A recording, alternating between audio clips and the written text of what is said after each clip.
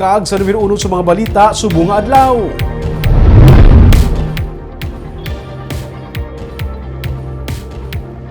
Ginaplano ng reclamation project sa coastline sa Bacolod City ginapabura ni Mayor Albi Benitez.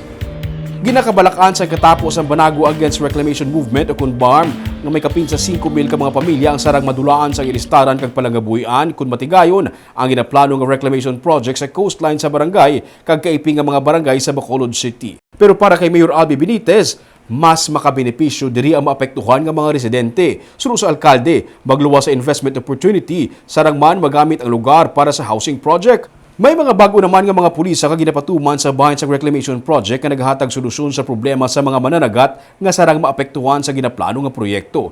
Mismo ang local government ang nagadihon karon sang public-private partnership para sa mga proponent kasubong sang Bacolod Reclamation Gateway Corporation para sa ginaplano nga 248 hectares reclamation project sa area sa Barangay Banago. Ang pamilya naman sa negosyante nga si Jerry C. ang naghingyo man sa karon sang resolution of no objection o kunrono sa konseho sa syudad para sa 150 hectares reclamation project sa amuman nga barangay. Initanan ang ginapamatukan sang katapo sang BARM. And if they feel nga may ara investment opportunity, madala di sila sang ilang funds for investing. By all Are you means. supporting the team for the reclamation? Ako, yes. Oh, kay that is investment coming in.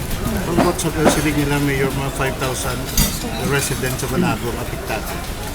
Tinano maapektado, I think baliskad.